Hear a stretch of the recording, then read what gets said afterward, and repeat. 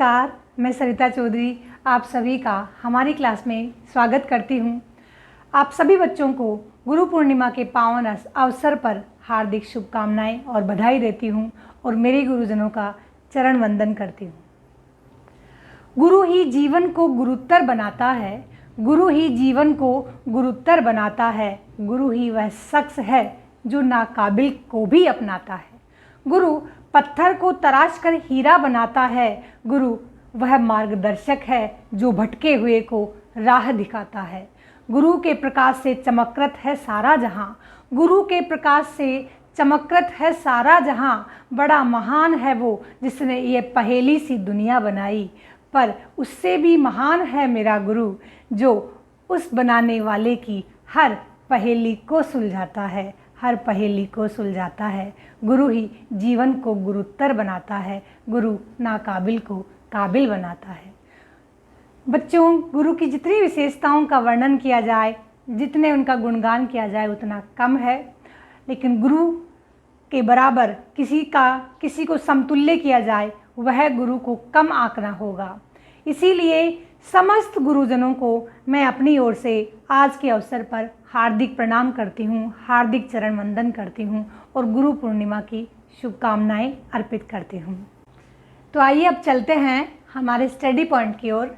हम लोग पिछली क्लास में संविधान की विशेषताएं पढ़ रहे थे और संविधान की विशेषताओं में हम लोगों ने 3 बिंदु पहले पढ़े। उसमें सबसे पहले संपूर्ण प्रभुत्व संपन्न संविधान की सबसे पहली विशेषता पढ़ी। दूसरी विशेषता हम लोगों ने इसका प्रियम्बल प्रस्तावना पढ़ी और तीसरी विशेषता विश्व का सबसे विशाल संविधान। ये हम लोगों ने पिछली क्लास में पढ़ा। आज हम इसकी अगली विशेषता की ओर बढ़ते हैं और वह है लिखित एवं निर्मित संविधान। भारतीय संविधान रिटन है, क्रिएटेड है, निर्मित एवं लिखित संविधान है। अब इसे लिखने में 2 वर्ष 11 माह और 18 दिन का समय लगा था, क्योंकि जैसे मैंने आप लोगों को बताया है पहले भी, 9 दिसंबर 1946 से इसकी पहली बैठक हुई संविधान सभा की, तब से इसे लिखने का कार्य प्रारंभ हुआ और वह 26 नवंबर 1949 यानी 49 तक इसका निर्मित होने का या इसके निर्माण का कार्य चलता रहा। इस तरह से इसको लिखने का समय 2 वर्ष 11 माह और 18 दिन का रहा। भारतीय संविधान इस प्रकार से बनाया गया है कि वह कठोर एवं लचीला दोनों है। लचीला होने का तात्पर्य होता है कि संविधान में संशोधन होने की प्रक्रिया कितनी फ्लेक्सिबल है, कितनी लचीली है, कितनी आसान है, और यदि वह आसान होती है तो उस संविधान को लचीला संविधान कहते हैं। जिस प्रकार से B.R. अम्बेडकर ने भी भारतीय संविधान को एक लचीला संविधान कहा है। इसकी इसी विशेषता के कारण, भारत की लचीलेपन की विशेषता के कारण ही अब तक भारतीय संविधान में 103 संशोधन हो चुके हैं। संविधान में अनेकों बार संशोधन हो चुके हैं और अब तक 103 संशोधन किए जा चुके हैं और 103वां जो संशोधन था वह 2 नवंबर 2019 में किया गया, जिसका संबंध राज्य को यह शक्ति प्रदान करने से था कि आर्थिक रूप से पिछड़े वर्गों, अनुसूचित जाति, जनजाति शैक्षिक संस्थाओं की नियुक्ति में 10% आरक्षण का प्रावधान राज्यों के द्वारा किया जाए।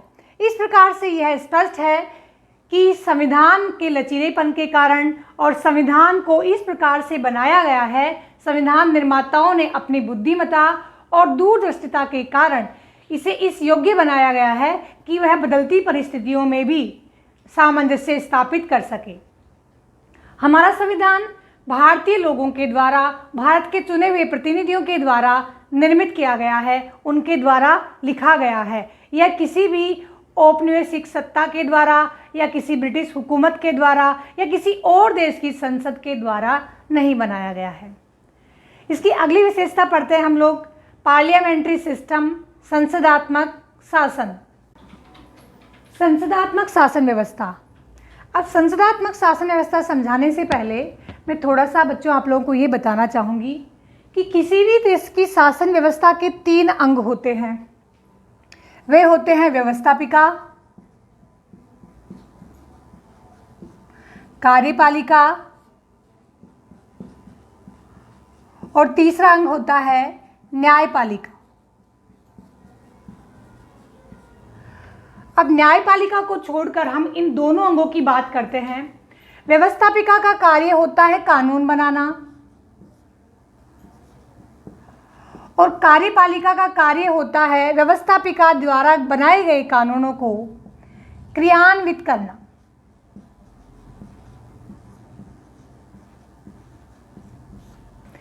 न्यायपालिका हम बाद में पढ़ेंगे जब हमारे सिलेबस में या इससे रिलेटेड कोई बात आती है तब। व्यवस्थापिका और कार्यपालिका दोनों के संबंध जिस शासन व्यवस्था के अंतर्गत घनिष्ठ होते हैं उस शासन व्यवस्था को ही संसदात्मक शासन व्यवस्था कहते हैं। हम लोगों ने संसदात्मक शासन व्यवस्था ब्रिटेन से अपनाई है, लेकिन ब्रिटेन से ज्यों का त्यों पूरा का पूरा शासन व्यवस्था का मॉडल हम लोगों ने नहीं अपनाया। संसदात्मक शासन व्यवस्था की जो मुख्य रूपरेखा है या हमारे देश की परिस्थितियों के अनुकूल जो रूपरेखा है वही हम लोगों ने ब्रिटेन से अपनाई है। बच्चों, किस देश से हमने अपने संविधान में कौन सी चीज़ अपनाई है इसका मैं एक अलग से वीडियो डालूंगी, तो आप उसे ज़रूर देखिएगा और अनेकों बार उस पर बहुत सारे प्रश्न बनते हैं। अभी बात कर रहे हैं हम लोग संसदात्मक शासन व्यवस्था की विशेषता की। तो संसदात्मक शासन व्यवस्था उस शासन व्यवस्था को कहते हैं जिसमें व्यवस्थापिका और कार्यपालिका के मध्य घनिष्ठ संबंध होते हैं। उस देश की शासन व्यवस्था को संसदात्मक शासन व्यवस्था कहते हैं। संसदात्मक शासन व्यवस्था में कार्यपालिका व्यवस्थापिका के प्रति उत्तरदायी होती है और निरंतर और सामूहिक रूप से। जब कार्यपालिका व्यवस्थापिका के प्रति निरंतर और सामूहिक रूप से उत्तरदायी होती है उसी शासन व्यवस्था को संसदात्मक शासन व्यवस्था कहा जाता है और अनेकों बार इसे जांचा परखा जाता है। कभी प्रश्न पूछकर, कभी पूरक प्रश्न पूछकर, कभी काम रोको प्रस्ताव के द्वारा, कभी ध्यानाकर्षण प्रस्ताव के द्वारा, कभी अविश्वास प्रस्ताव के द्वारा, कभी विश्वास मत प्रस्ताव के द्वारा व्यवस्थापिका कार्यपालिका पर अपना नियंत्रण बनाए रखती है। इसे अंबेडकर जी ने बहुत ही सुंदर शब्दों में कहा है कि संसदात्मक शासन व्यवस्था संसद उत्तरदायित्व का निरंतर मूल्यांकन करती रहती है और एक समय के बाद दिन प्रतिदिन इसके द्वारा किया जाने वाला मूल्यांकन ही इसे जीवंत बनाता रहता है। किसे? संसदात्मक शासन व्यवस्था को। यानी जब कार्यपालिका व्यवस्थापिका में अपना विश्वास मत खो देती है तो संपूर्ण मंत्रिमंडल को त्यागपत्र देना पड़ता है। अब कई बच्चे तो यहाँ भी ये कंफ्यूज हैं कि कार्यपालिका में कौन कौन होता है। कार्यपालिका भी देखो दो प्रकार की होती है। एक होती है संवैधानिक कार्यपालिका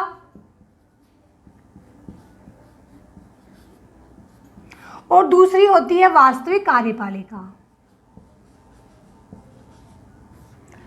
संवैधानिक कार्यपालिका को नाम मात्र की कार्यपालिका भी कहते हैं। अब इस नाम मात्र की शक्ति का प्रयोग किया जाता है राष्ट्रपति के द्वारा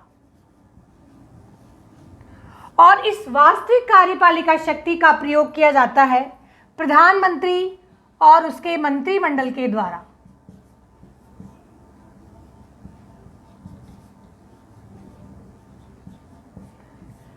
अब थोड़ा समझ में आ रहा है कि जैसे ही कार्यपालिका व्यवस्थापिका के पास विश्वास मत हार जाती है, यानी संसद में विश्वास मत हार जाती है, तब संपूर्ण मंत्रिमंडल को अपने पद से त्यागपत्र देना होता है। यह एक और अनोखी व्यवस्था हमारे अपनाई गई है कि जो ये संसदात्मक शासन व्यवस्था है वह केंद्र में भी है और राज्यों में भी है। दोनों में संसदात्मक शासन व्यवस्था को अपनाया गया है और ये ठीक इसी प्रकार से संवैधानिक और वास्तविक रूप में है। जहां केंद्र में संवैधानिक कार्यपालिका का निर्वहन राष्ट्रपति के द्वारा किया जाता है, वहां राज्यों में इसका निर्वहन राज्यपाल के द्वारा किया जाता है। और ये दोनों ही पद, यह राज्यपाल राज्य में और राष्ट्रपति राष्ट्र में प्रतिष्ठा गौरव का पद होता है, प्रथम नागरिक का पद होता है। और इस प्रकार से यहाँ पर वास्तविक कार्यपालिका का निर्वहन जिस प्रकार से केंद्र में प्रधानमंत्री और मंत्रिमंडल करते हैं, राज्यों में मुख्यमंत्री और उसके मंत्रिमंडल के द्वारा की जाती है। इस प्रकार से संसदात्मक शासन व्यवस्था हमारे देश में अपनाई गई है। इसको अपनाने का मुख्य कारण यह है कि लंबे समय से भारतीयों के द्वारा इसी शासन व्यवस्था से भारतीयों पर इसी शासन व्यवस्था से शासन होता रहा। ब्रिटिश गवर्नमेंट के द्वारा जो भी एक्ट आए, जो भी अधिनियम लागू किए गए, वो संसदात्मक शासन व्यवस्था से ही हम लोगों पर शासन करते रहे। और उस धीरे धीरे 1919, 1909, 1919, 1935 और 35 में तो संघात्मक शासन व्यवस्था का ढांचा अपनाने के पश्चात हम लोगों पर संसदात्मक शासन व्यवस्था का प्रारूप बहुत हद तक लागू कर दिया गया था।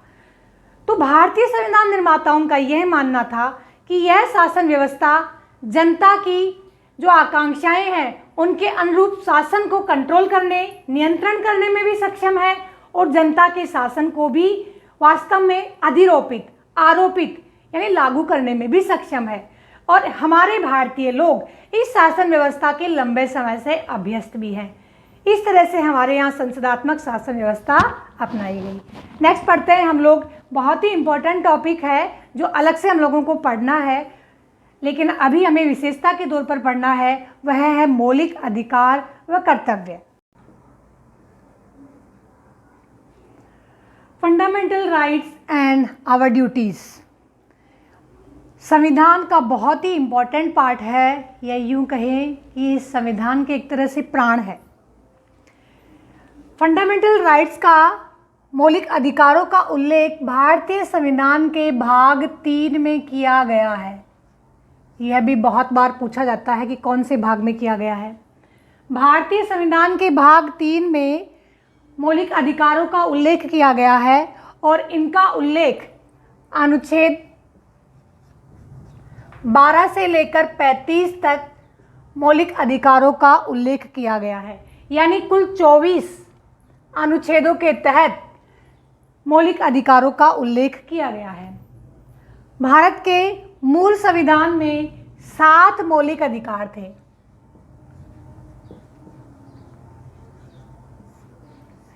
7 मौलिक अधिकार थे, उनमें से एक मौलिक अधिकार संपत्ति का अधिकार, जो सबसे विवादित मौलिक अधिकार था, उसे हटा दिया गया। कब? 44वें संविधान संशोधन के द्वारा।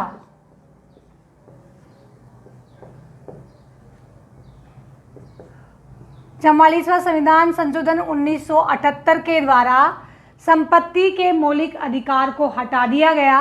तो वर्तमान समय में मौलिक अधिकारों की संख्या बची 6 मौलिक अधिकार।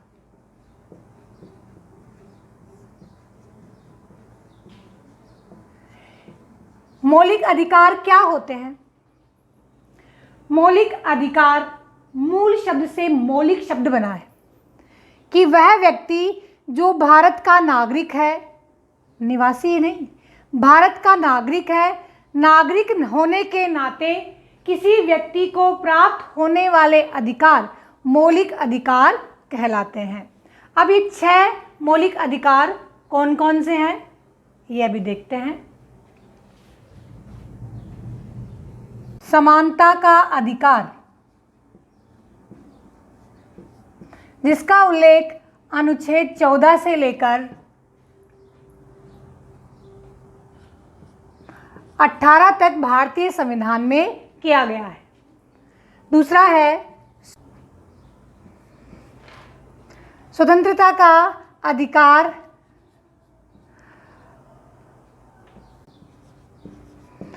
अनुच्छेद 19 से 22। शोषण के विरुद्ध अधिकार,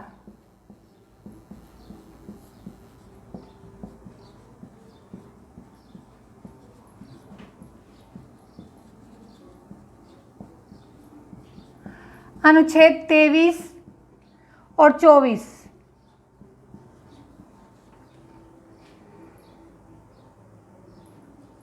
धार्मिक स्वतंत्रता का अधिकार,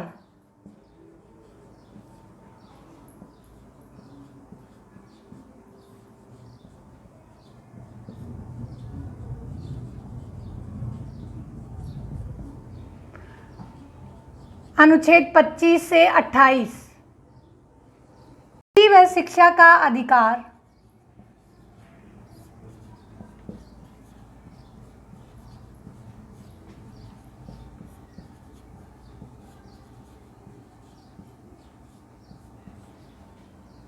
अनुच्छेद 29, 30 संवैधानिक उपचारों का अधिकार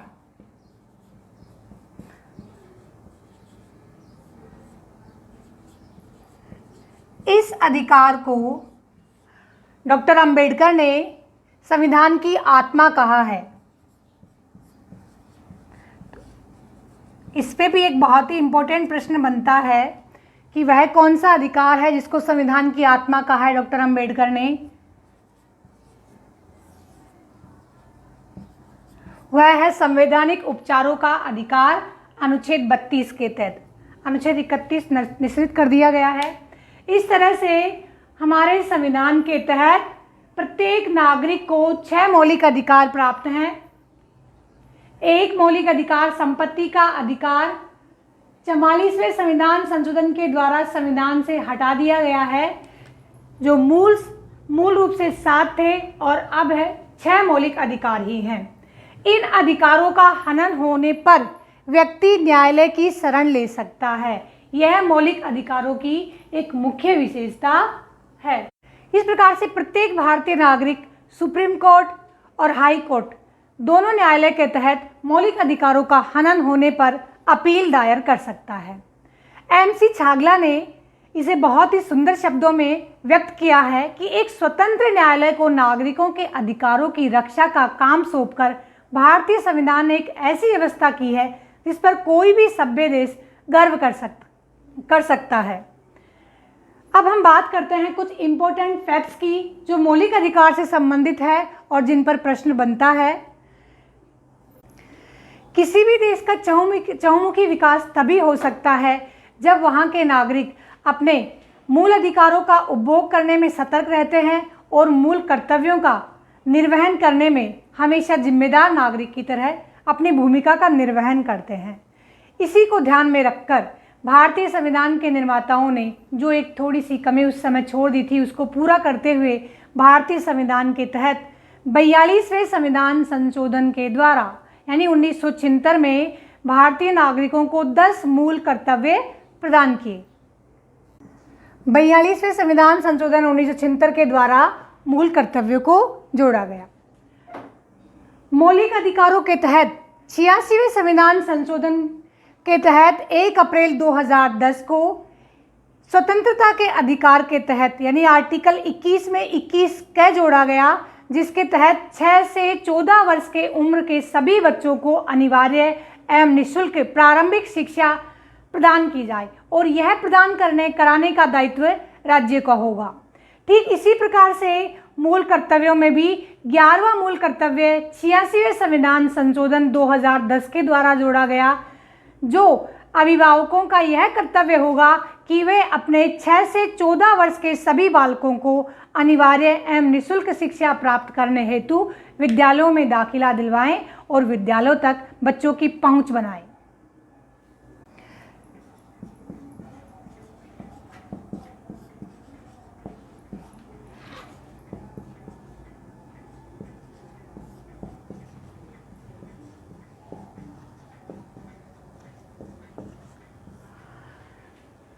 छियासीवें संविधान संशोधन 2010 के द्वारा प्रारंभिक निःशुल्क शिक्षा की व्यवस्था, जिसमें बालक और बालिकाओं की आयु 6 से 14 वर्ष की होगी।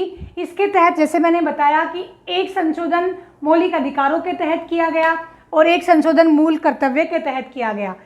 जो मौलिक अधिकारों में संशोधन किया वह 21 में आर्टिकल 21 में 21 क जोड़ा गया और यह दायित्व राज्य को सौंपा गया कि वह ऐसा प्रबंध करेगा जिसमें 6 से 14 वर्ष के बालक बालिकाओं को प्रारंभिक निःशुल्क शिक्षा प्राप्त हो सके। और जो मूल कर्तव्य में जोड़ा गया वह 11वां मूल कर्तव्य था। 10 मूल कर्तव्य 42वें संविधान संशोधन 1976 के द्वारा जोड़े गए थे उनमें 11वां मूल कर्तव्य जोड़ा गया और यह कर्तव्य अभिभावकों का था कि वह अपने 6 से 14 वर्ष के बालक बालिकाओं को निःशुल्क शिक्षा के लिए विद्यालयों में प्रविष्ट करवाएं और उन्हें शिक्षित करने के दायित्व का निर्वहन करें। मूल अधिकार एक बहुत ही इम्पोर्टेंट एंड सेपरेट टॉपिक है जिस पर बहुत बार बहुत तरह से प्रश्न बनते हैं। आप लोगों को ये टॉपिक्स जो पढ़ाए हैं समझ में आ रहे होंगे। जब जैसे ही समझ में नहीं आता है उस समय आप वीडियोस को 1 या 2 बार देखें या कमेंट बॉक्स में कमेंट करें ताकि मैं आपकी जो भी प्रॉब्लम है उसका सॉल्यूशन कर सकूं और आपको उसको समझाने का प्रयास कर सकूं। मैं मेरी तरफ से यह पूरा प्रयास करती हूं कि आप लोगों को सरल से सरलतम भाषा में मैं अपनी बात बताऊं और आप लोगों को ये बुक का जो पैटर्न है वो बहुत अच्छी तरीके से समझा पाऊँ। मेरे चैनल को सब्सक्राइब कीजिए, लाइक कीजिए और शेयर कीजिए और ज़्यादा से ज़्यादा आप लोग मेरे वीडियोस को देखिए ताकि आप लोगों को बेनिफिट मिले। आप लोग मेरे वीडियोस को देखकर नोट्स बनाएं, वीडियोस पॉज करके वीडियो के आधार पर नोट्स बनाएं और इम्पोर्टेंट क्वेश्चंस मेंशन करें, देखें, बनाएं और चर्चा करें। मैं आप लोगों के लिए इम्पोर्टेंट क्वेश्चंस की वीडियो जैसे ही आप लोगों के एग्ज़ाम एंड टेस्ट होंगे उससे पहले आप लोगों को मैं मेरे चैनल पे अपलोड करूँगी। आप लोग सभी उनका बेनिफिट लें, वीडियो को पूरा देखें, कंप्लीट देखें और देखने के बाद में नोट्स तैयार करें। अगले वीडियो के साथ में हम फिर मिलते हैं, संविधान की विशेषताओं को लिए हुए आगे बढ़ते हैं। तब तक के लिए जय हिंद, जय भारत।